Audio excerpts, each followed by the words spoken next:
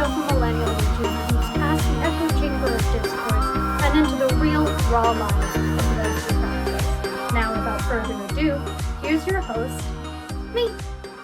Hello, everyone, and welcome back. I am so excited to be with you here on the Sagittarius Full Moon.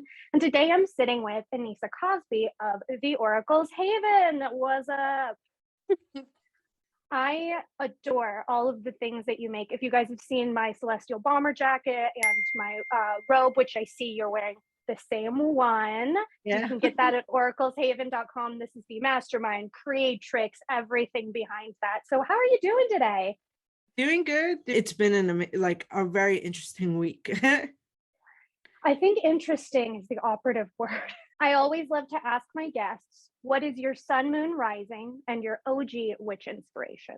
I am an Aquarius sun and Sagittarius moon and rising.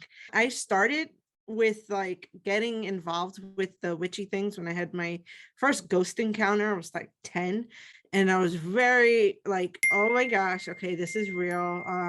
Found out that the house I was living in was haunted, but the ghost didn't really present itself until I was a little bit older. And found out there were 3 ghosts there, so it was interesting to see the dynamic. There was an old guy who had passed away peacefully, and then there were a set of twins that actually passed away during a car accident. I mean, I'm a triple Scorpio. Anything spooky ooky, I'm like,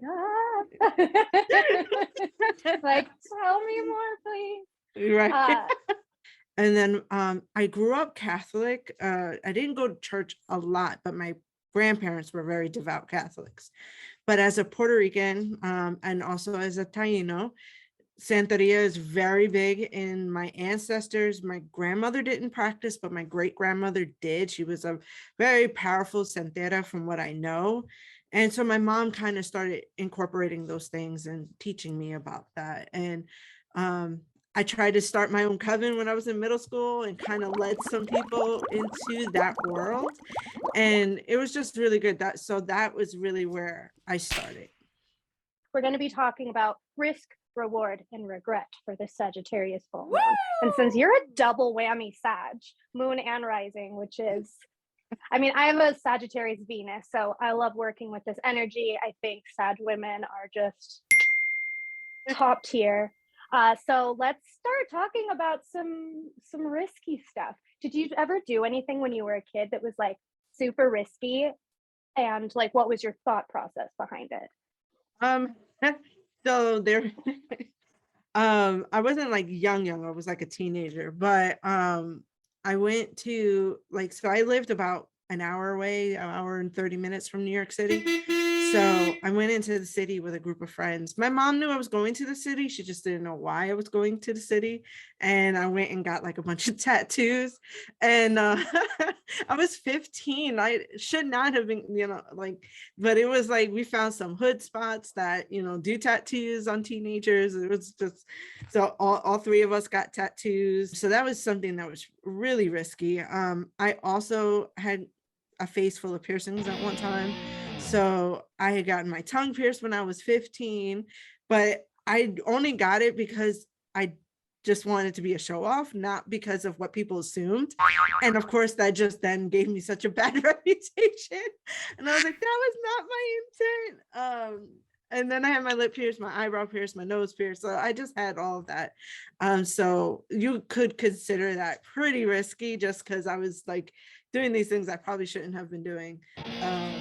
And just one other time was I think I was 14 or 15. We cut school to go 2 towns over to hang out with a bunch of boys. Obviously, it's why are you doing that?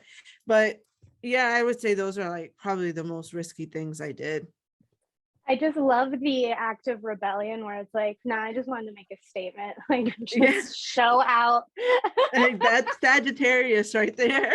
I think my entire life past the age of 14 has been high risk because I got into substances so early because of hashtag trauma. But right. Before that, this story is so near and dear to my heart because it is just so outrageous.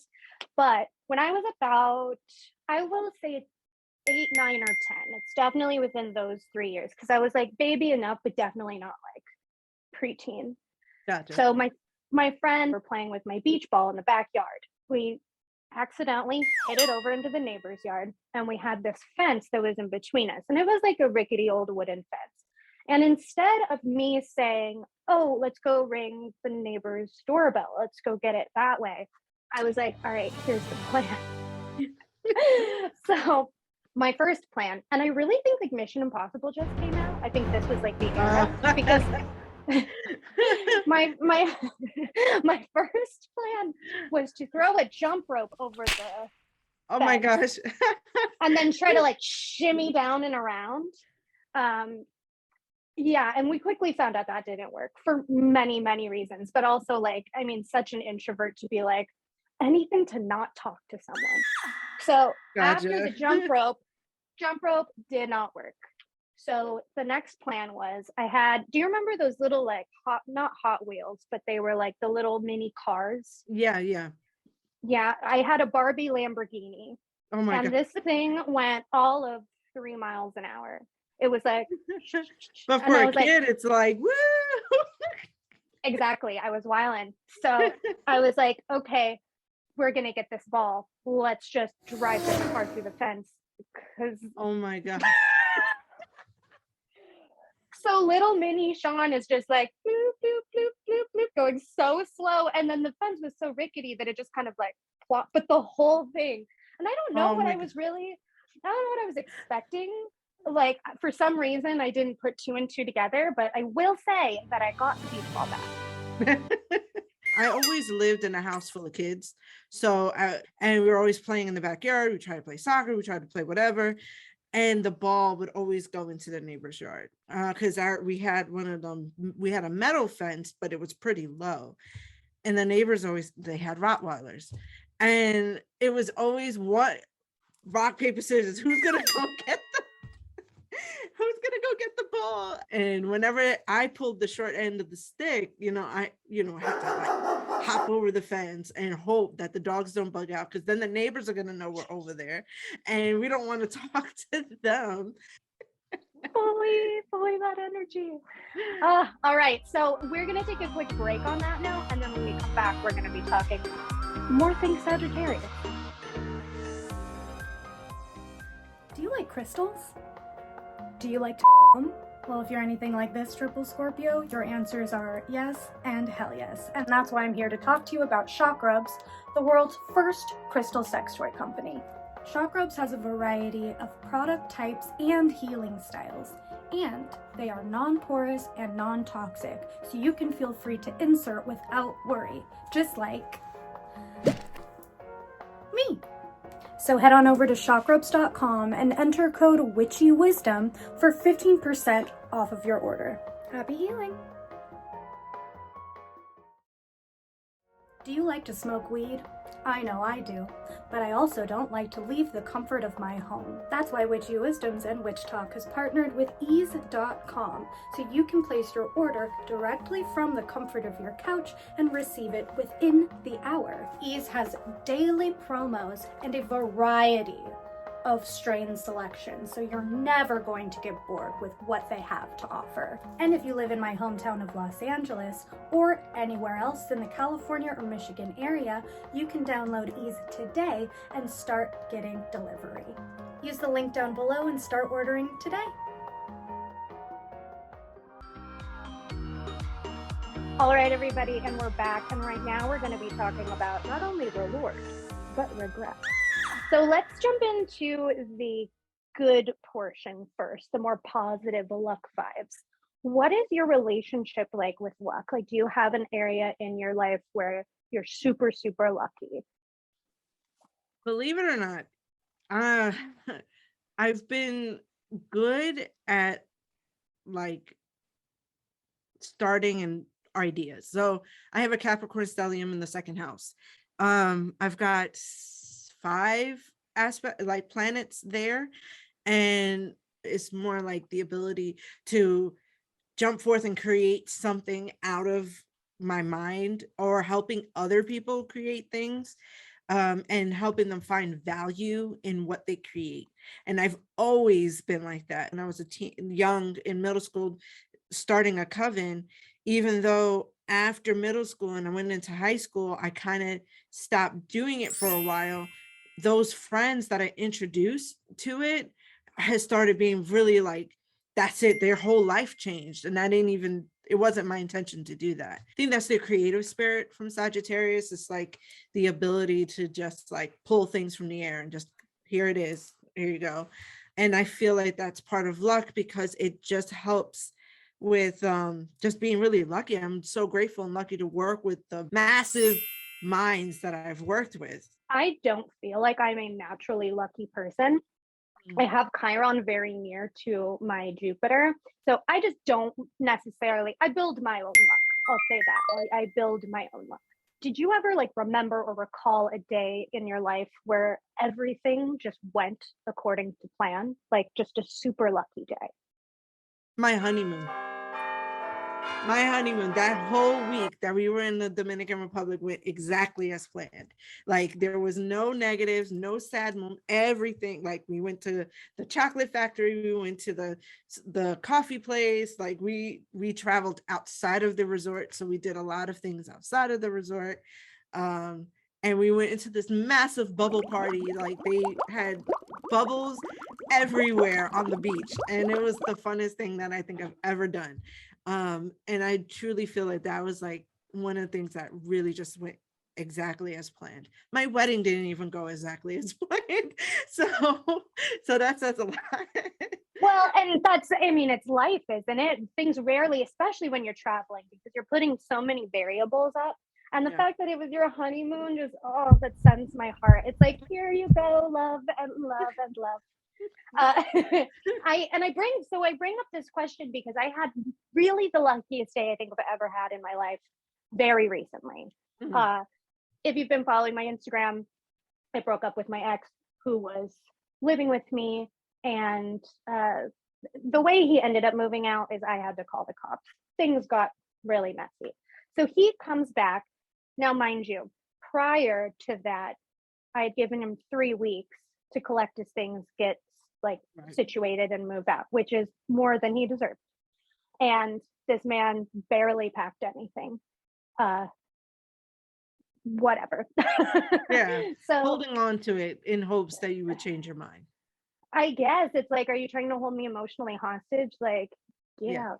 That's what it sounds like. So fully. So he ends up coming over at 9:30 in the morning after the night after I called the cops to start like actually moving. And luckily my friend was there because they needed the emotional support. And I locked myself in the bedroom and while he was doing all this stuff. So here's the lucky part. First of all, he's taking like one box at a time. It's so pathetic. It's like, what are you even doing? So finally by like 4:30, we had moved all the rest of his stuff out in the hallway. We're like, that is where that needs to be. But here's the thing. In between all of his trips back and forth, because I didn't want to see him, I wanted to avoid him completely. We had the most magical timing I've ever experienced in my life. Food that we ordered came like within 30 seconds of him leaving. Oh, wow. We at 4:30 when we were like, all right, this is just taking way too long. You don't even have that much stuff. It should have taken 2 trips. In between that, I had a locksmith come and change the top lock when everything was out. Within a minute of him leaving and coming back, the locksmith came and changed the locks. Like, That's amazing. just divine. And I was like, okay, this is how I know I'm divinely supported in this decision, because like not a hiccup. And of course it was like a horribly stressful situation, but the timing of it all. You managed to not see him at all. And that's like, it's amazing when things like that happen, for sure. So speaking of toxic men, since it's the Sag full moon, we have to address the elephant in the room. There's one particular astrological sign from men that gets the worst rap, and it is the Sag man archetype. So before I say any more, what is your husband's sign?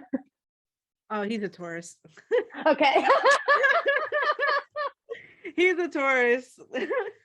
So then I can speak freely.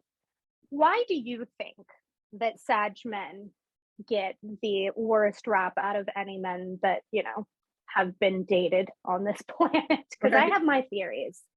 So I'm trying to think because I only know one Sagittarius man and overly passionate about like his relationships. And I'm thinking like it could be the habit of being codependent and being like, I can't go anywhere without you. You can't go anywhere without me. We need to do everything together. What do you mean you're going to the movies with a friend? Why am I not going with you? I think I've pinned down the Sagittarius archetype in men. And let me just say, toxic masculinity ruins the party again. Mm, Every Sag woman, my best friend's a Sag. Every Sag woman that I've ever met, top tier. I feel like women, if we choose to do the work, just excel at our own mental well-being, and then we become the like best version of these archetypes. Men, on the other hand, are strugglers. They struggle in this, and it's not necessarily their fault, but it's their responsibility, right? Like, right. it's you're toxic, take care of it. And with the innate energy of like, ooh, I want to, like, the freedom aspect is sleeping around a lot, not answering texts back, like full neglect is what the toxic masculinity makes the Sag freedom into. It's kind of what I feel. Yeah. And so every sign has like that duality where they embody one thing extremely or the other thing.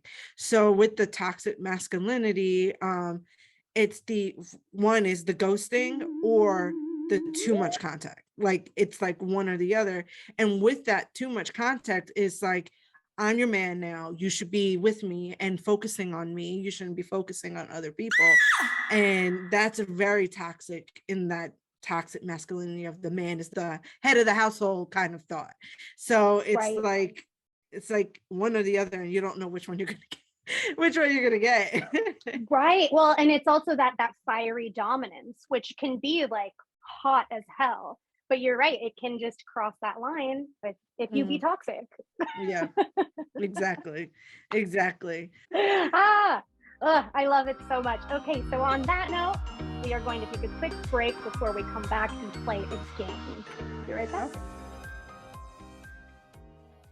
Did you know I was a triple Scorpio? If not, you've probably never heard of me, or you've been living under a rock for the past 32 years. But now, I'll never have to worry about who I need to brag to again because of my beautiful print from Oracle's Haven.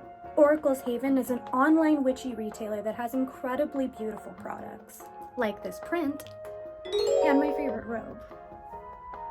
You can get 15% off of your entire order today at theoracleshaven.com if you use code WITCHY. Tell them I sent you.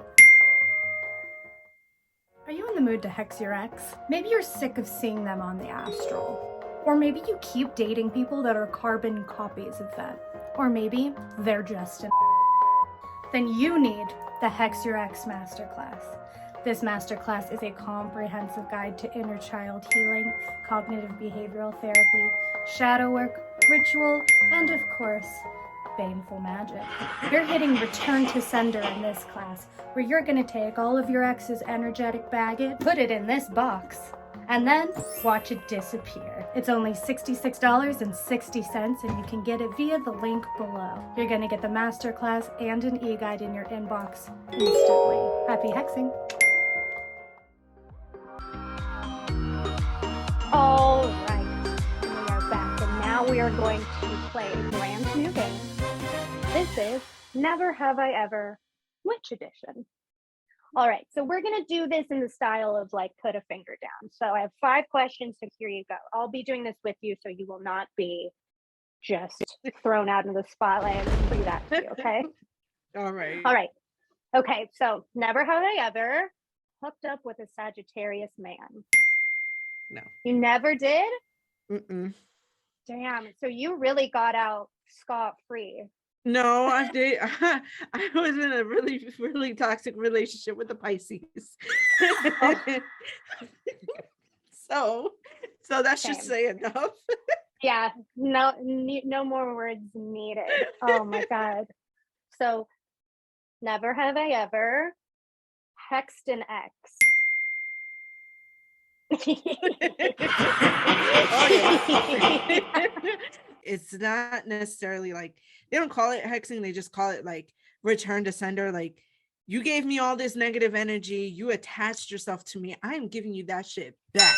Like, I don't want all of that. And it's stronger when you're sending it back because you're putting your energy behind it. Fully. So, I mean, obviously, like I talk about hexing all the time. I wrote a book on hexing, like it's no secret. Right. But the way that I don't ever want to come from a vengeful place when I do magic, because I feel like it's robbing me of my spirituality. Like it's Right. nothing to do with the other person. But I look at it as a form of healing. And I love the return to sender point where it's like, hey, look at all your shit right now, bro. I know you didn't Yeah. want to face it when you were with me, but like it's coming back. And Yeah. I also just, protection. I don't think I've Right. ever had a relationship where I was like, let's be friends after. It's like, nah, bitch, banish. Okay, this one's a fun one. Never have I ever done a naked ritual. You've never done a ritual naked? I highly suggest it. It's Well, very okay. fun. So do you mean like outside or just at home? At home. It doesn't have to be Oh, a okay, dancing then. under the moonlight situation. Then okay, yes. Yes. Yeah. I mean, my favorite types of magic are sex magic and bath rituals. So, like, I mean, I'd be naked.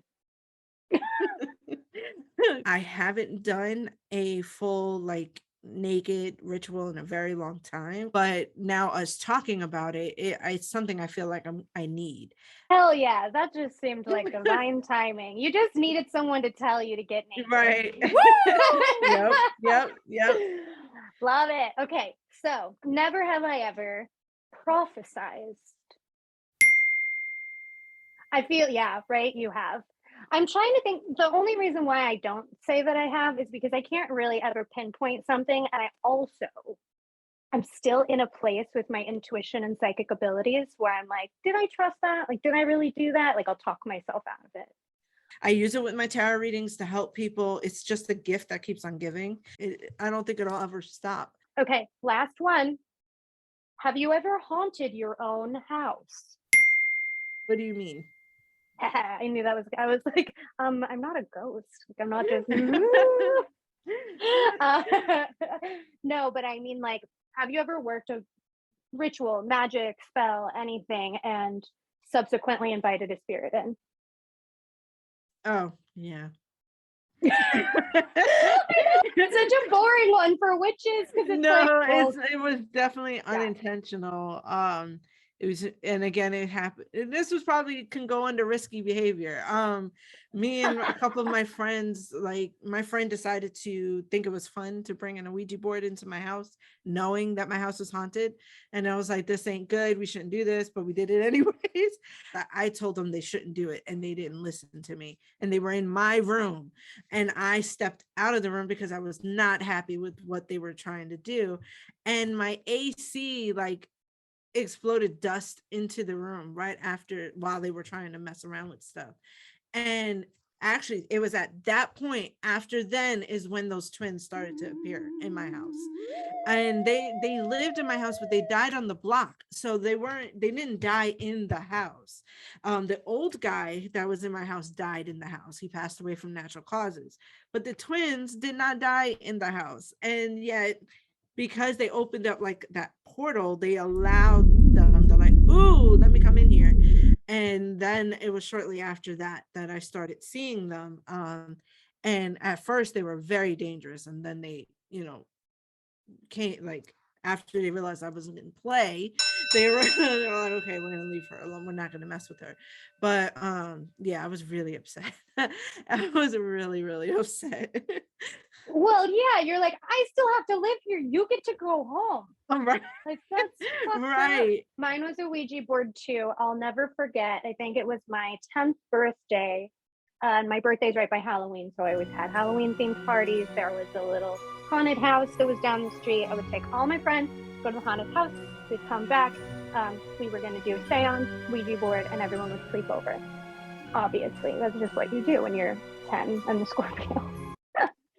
So pull out the Ouija board. We're trying to do a seance. It has to be at midnight per my instruction. And I'm like, all right, well, who are we gonna like talk to? Who are we gonna summon? And my friends were like, Selena. So we decided to summon Selena, and it wasn't Selena. And she stayed, bet. or yeah.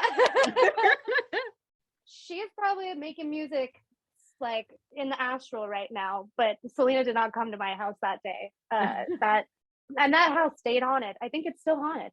Well, it has been an absolute pleasure having you on and laughing with you and sharing stories. Would you please tell everyone where they can find you, connect with you, and support you? So I'm across all social media except Twitter because I never got into it. Is at the Oracle's Haven. And then my website is www.theoracleshaven.com. Where, as Sean mentioned, you can get like kimonos, and a lot of the artwork you see in the back is sold on my website too. And yeah, if you like Cosmos, Zodiac, space, I'm your girl. Use code Witchy for a discount. Yes. Well, thank you again so much. And we will see everyone for the Cancer new moon. Bye.